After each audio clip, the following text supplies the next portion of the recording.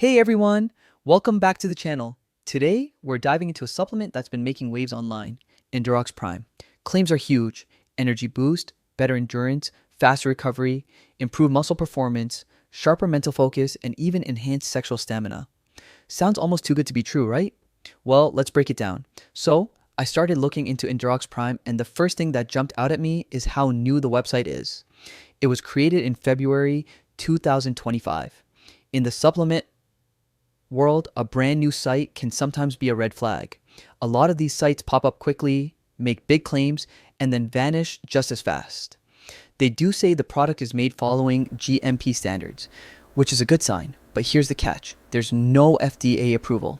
That means no official testing has confirmed it's safe or effective. Now, let's talk about the reviews. On their website, they look perfect: photos, glowing comments, everything. But a closer look shows many of these pictures are used elsewhere online. Basically, they look fake. On top of that, there's nothing on Trustpilot or other independent review sites. Usually, you'd expect at least some honest feedback. And the claims? They're massive: mental clarity, sexual performance, endurance, recovery, you name it.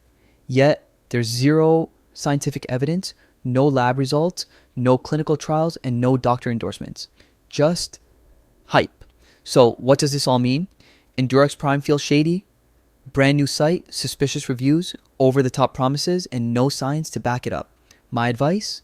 It's best to steer clear for now, or at least wait until real independent reviews come in from people who've actually tried it. If you're looking for a supplement, always check for scientific backing, verified reviews, and FDA approval.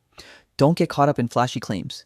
That's it for today. If you found this helpful, make sure to hit the like button, subscribe for more honest reviews, and drop a comment if there's a product you want me to analyze next.